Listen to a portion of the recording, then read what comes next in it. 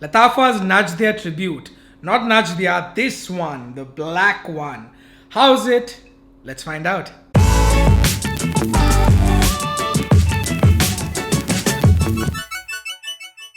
Hello people, my name is Nixon and you are watching Smelly Cat. Now I got several, and I mean several requests to talk about this one, the newer release from Lattafa under the Najdia line. It's called Lattafa Najdia Tribute. So here is a video on it. Now before we move on, I'd like to say that if you're enjoying the content, hit that subscribe button, hit the bell icon, hit that like button, and I'd really appreciate it if you could also share this video with people you think will like it. Now let me say this loud and clear.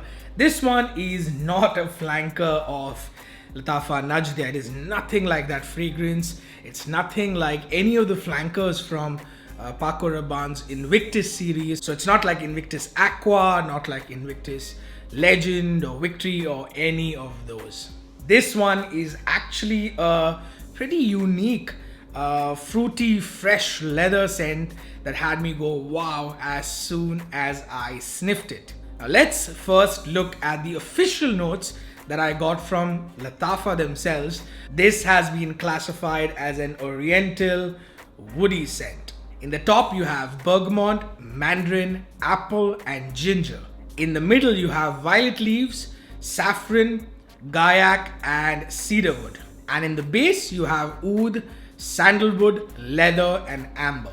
Now I honestly don't get all of those notes, and by that I mean I can't really pinpoint any of them or most of them directly. But I'll tell you how I perceive this fragrance. As soon as I spray it, I get a nice fruity leather combo, and the leather in this is a little raw and rough.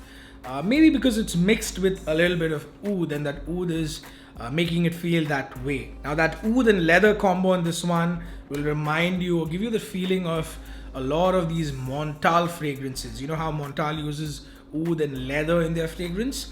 It's a very similar styled ashy oud and leather. Now all of that is slightly brightened up by a mix of citrus, saffron and some fruity notes. In terms of the citrus used, they say bergamot and mandarin orange, although I can't really pick it directly. I do pick from the top itself a clean saffron and apple, and also I feel that there's a bit of rose in this, even though rose is not an officially mentioned note. Now this again is supported by a dried fruit like note, even though dried fruit again is not listed as a note, but it has a very Middle Eastern styled fruitiness, a little more dense than your usual fruits. There's also a bit of amber in this, which gives it a very mild sweetness without again being too overpowering. With that, there's also a bit of like a bitter herbal note happening.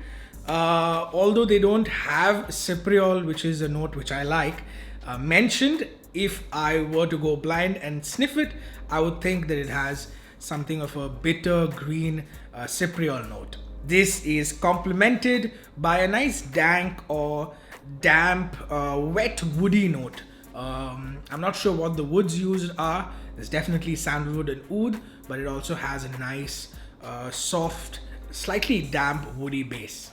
Now one thing I realize is that when you sniff it up close, when you spray it, it's a little different from how it smells in the air.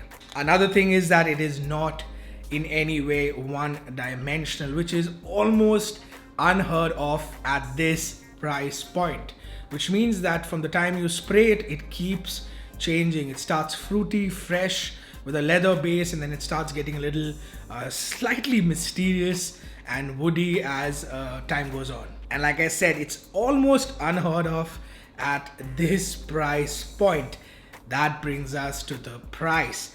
I picked this up straight from Ard Al Zafran, which is the official distributor for this in the UAE. Ard Al Zafran and Lattafa are actually almost the same company now, so I picked it up straight from the Ard Al Zafran store for just 25 dirhams. That's less than $7.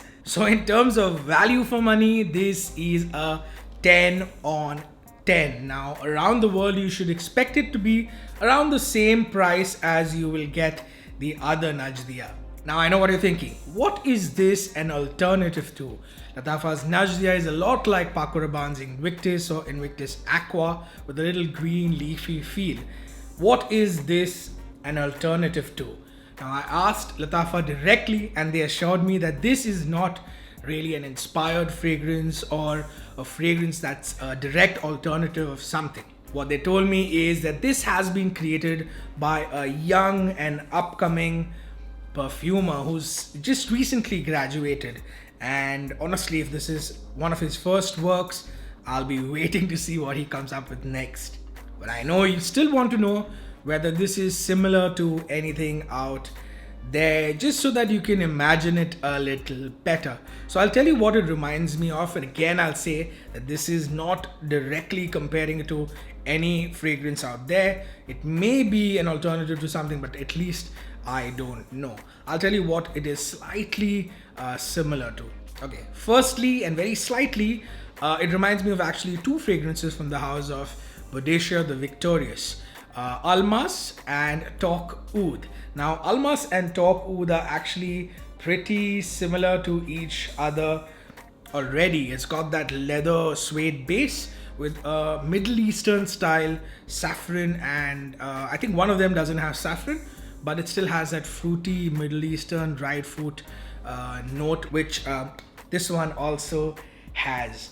Now the second one that this one reminds me of, and slightly more than the Boudicca the Victorious fragrance, is Frederic Malle's Promise, especially because of that apple in the opening. As soon as I sprayed it, when I smelled the apple first, I made the association with Frederic Malle's Promise. Promise, of course, is a lot denser, fuller, dirtier, more daring, a little more challenging than this one. This one is a lot easier to pull off. Coming to the performance of this one, Lattafa fragrances never ever disappoint when it comes to performance, especially given the price of the fragrances. I won't say that they are beast mode, none of them are. Maybe one or two of them perform really well, but they still give you very decent performance. And it's the same case with this one. I've worn it a couple of times and it gave me a good 6 to 7 hours without any problem. And the projection is amazing in that first hour of wearing it, with the sillage being moderate, which I have absolutely no problem with. When should you wear it? Well, I say that this can be worn all year round. Now, I tried it a couple of months back when I first got it, and it was a little cooler. The evenings were a little cooler and it did really well. I wore it a couple of days back, actually yesterday, and it was very hot in the afternoon, and it still performed pretty decently. So I would say that any weather is good for this. Who should wear it? There's enough in this to be a nice, playful, fruity, fresh scent for the younger crowd, but there's also enough of that oud and leather and that slight mysteriousness that will make it interesting to even a slightly older, more mature crowd. I think that about covers almost everything I could tell you about this fragrance, at least at the moment. So I hope I've given you a fair understanding of what to expect if you're looking to buy this. Don't forget to hit the like, share, subscribe button, and until next time, keep smelling amazing.